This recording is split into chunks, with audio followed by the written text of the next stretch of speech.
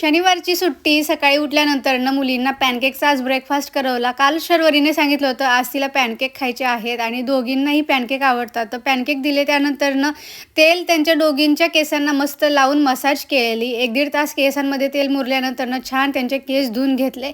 सुट्टीच्या दिवशी ही खूप सारी लगबग असते मुलींची केस तेल लावणं, केस धुणं.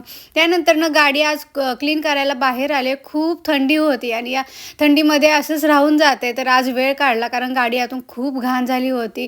सतत काही ना काही मुली खाऊन टाकतात किंवा खूप सारे बॅगचे किराणा वगैरे आणताना वगैरे सगळी घाण पडली होती. त्यामुळे आज व्हॅक्यूम बाहेर काढलं. बॅक साईडला गाडी लावली आणि इथे गाडी क्लीन करून घेतली.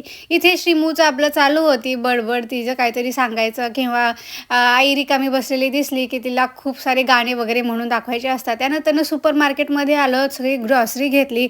सुट्टीचा दिवस म्हटलं की हे सगळी कामं आलीच. घरी आलो त्यानंतर ना आहोंची इथे लगबग चालू होती. आज त्यांच्या हातची आम्हाला स्पेशल अशी बिर्याणी खायला मिळणार होती. इथे त्यांचं ते प्रिपरेशन चालू होतं.